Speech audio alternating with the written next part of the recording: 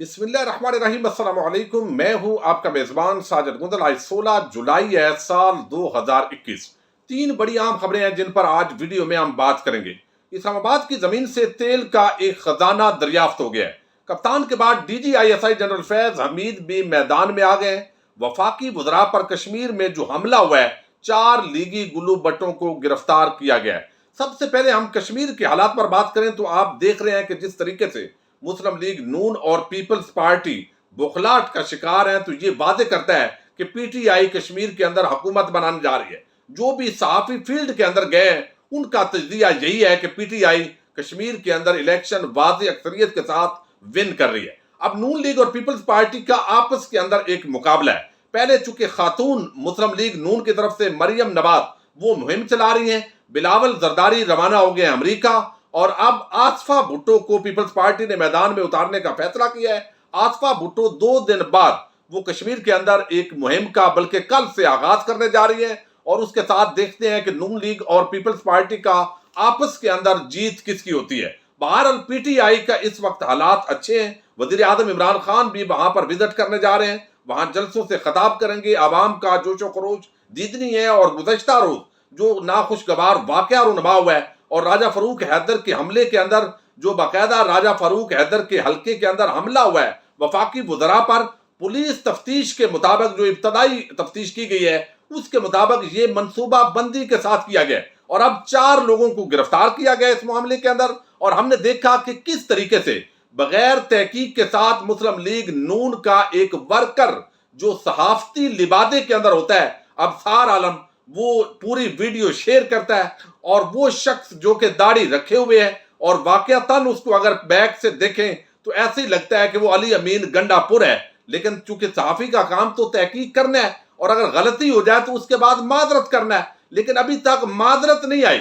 لیکن وہ شخص جو پسٹل سے ہوائی فائر کر رہا ہے اور اپنے ڈیفنس کے اندر پی ٹی آئی کی طرف سے اس کو علی امین وفاقی وزیر بنا کر ایک بھرپور پراپیگنڈا کیا گیا، اور اس کے ساتھ خواجہ سعد رفیق اور پوری جو نون لیگ کا سوشل میڈیا ونگ ہے، حتیٰ کہ عمار مسعود جیسے لوگ جو صحافت کے اوپر بدنما داغ ہے وہ بھی اس طریقے سے پراپیگیشن کر رہے تھے، لیکن پتہ چلا کہ وہ تو علی امین گنڈا پور نے تو کپڑے ہی اور رنگ کے پہنے ہوئے تھے۔ بہرحال یہ پراپیگیشن ہوتی رہی، اور ابھی جو معاملہ ہے اس وقت جو 4 لوگ پکڑے گئے ہیں، اور اس حوالے سے یہ راجہ برادری سے تعلق رکھتے ہیں، یعنی فاروق حیدر کی برادری سے تعلق ہے، قریبی لوگ ان سے تعلق بتایا جا رہا ہے۔ گرفتار ملزمان کے اندر ایک راجہ زین ہے، راجہ کشور الیاس، راجہ سمیع الرحمان اور راجہ قید شامل ہیں، جبکہ حملے میں ملوث 10 افراد کی گرفتاری کے لیے چھاپے مارے جا رہے ہیں۔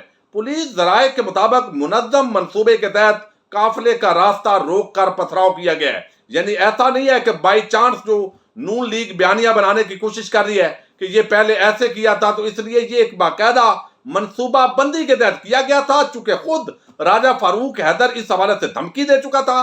2 حلقوں سے راجہ فاروق حیدر الیکشن لڑ رہا ہے، اور جو وہاں پر گراؤنڈ پر موجود صحافی ہیں ان کا کہنا یہی ہے کہ بظاہر وہ دونوں حلقوں سے ہارتا ہوا دکھائی دے رہا ہے۔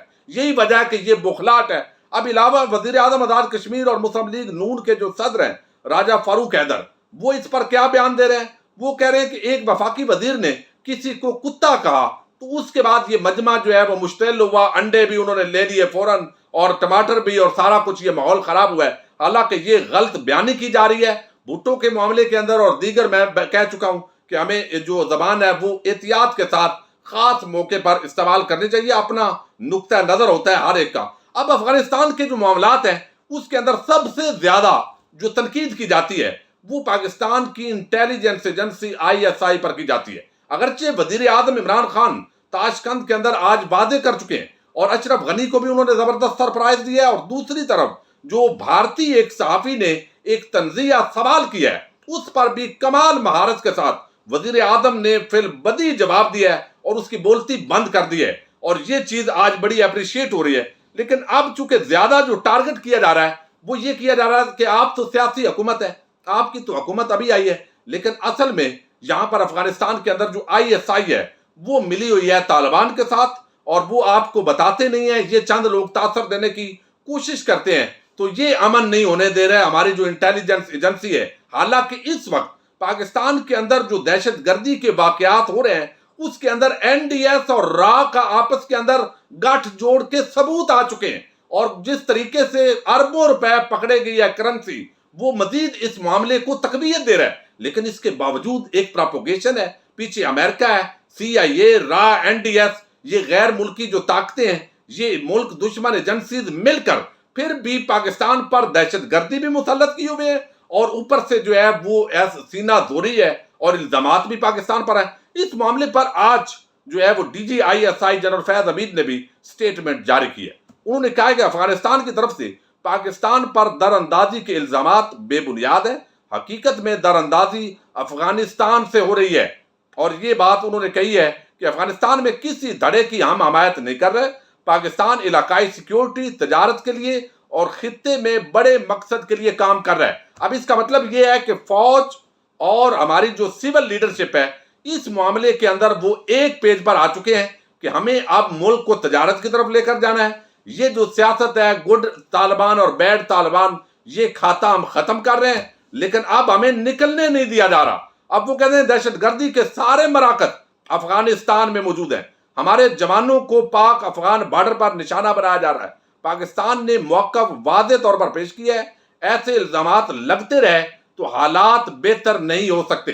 یہ ڈی جی آئی ایس آئی نے بتایا ہے کہ الزام تراشی کرو گے تو حالات پھر بہتر نہیں ہوں گے، پھر ہمیں آپ نے نہیں کہنا، ہم نے تو اپنا ڈیفینس کرنا ہے، دہشت گردی تو ہو رہی ہے افغانستان سے۔ اب یہ ڈی جی آئی ایس آئی نے کیوں جواب دیا؟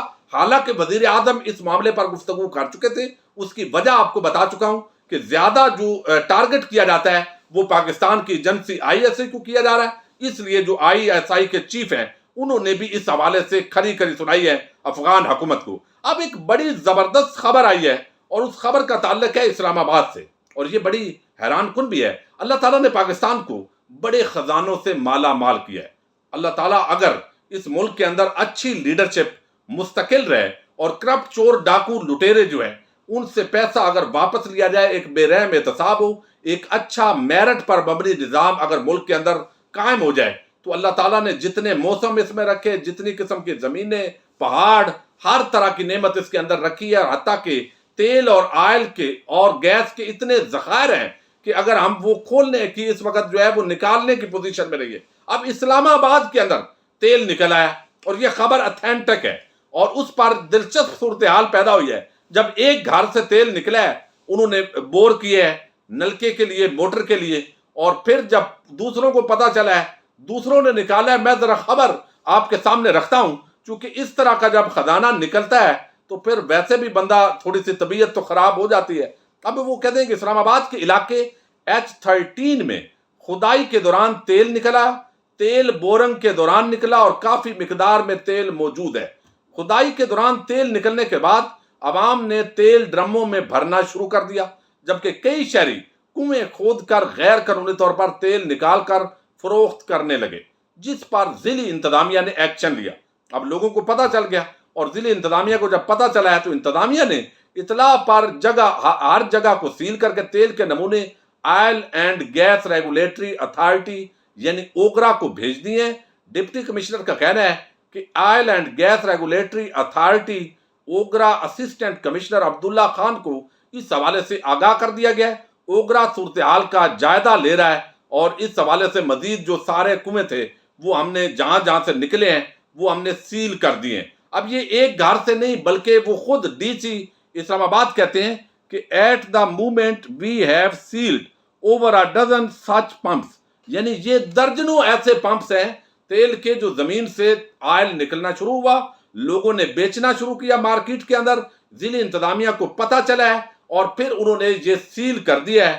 اور اللہ کرے کہ مزید خزانے بھی پاکستان کے اندر چھپے ہوئے ہیں، اور وسائل ہوں تو ہم وہ خزانے نکالیں تو کہیں سے تیل درآمد نہ کرنا پڑے۔ اور اسی طرح اگر زراعت کے اندر پاکستان محنت کر لے، اور ہر چیز یہاں پر زمین موجود ہے، اور اگر یہاں پر ہم یہ اگا لیتے ہیں تو ہمیں جو درآمد کرنی پڑتی ہیں چیزیں، سویابین ہو، دالیں ہوں، باقی چیزیں، وہ ہمیں درآمد اگر نہ کرنی پڑے تو پاکستان بہت امیر ملک ہو سکتا ہے۔ تو یہ اللہ تعالیٰ کا ایک انڈیکیٹرز ہوتے ہیں۔ جب اس طرح بعض جگہوں سے اللہ تعالیٰ کے خزانے نکلتے ہیں تو یہ ضروری نہیں ہے کہ یہاں سے کوئی بہت بڑا خزانہ ہو، لیکن یہ انڈیکیٹرز ہیں کہ پاکستان کی جو سرزمین ہے وہاں پر بہت بڑی مقدار کے اندر آئل اور گیس کے ذخائر موجود ہیں، لیکن وسائل ہوں اور پراپر یوز ہوں تو یہ خزانے پوری پاکستانی قوم کو اگلی نسلوں کا کئی جو دہائیاں ہیں ان کے لیے یہ فائدے مند ہو سکتے ہیں۔ بہرحال یہ ایک اچھی خبر ہے، اچھی ڈیولپمنٹ ہے۔ مزید کوئی ڈیولپمنٹس ہوں گی تو اس پر آپ سے مخاطب ہوتے رہیں گے۔ اپنے میزبان ساجد گندل کو نیکسٹ ویڈیو تک کے لیے اجازت دیجیے۔ اللہ حافظ۔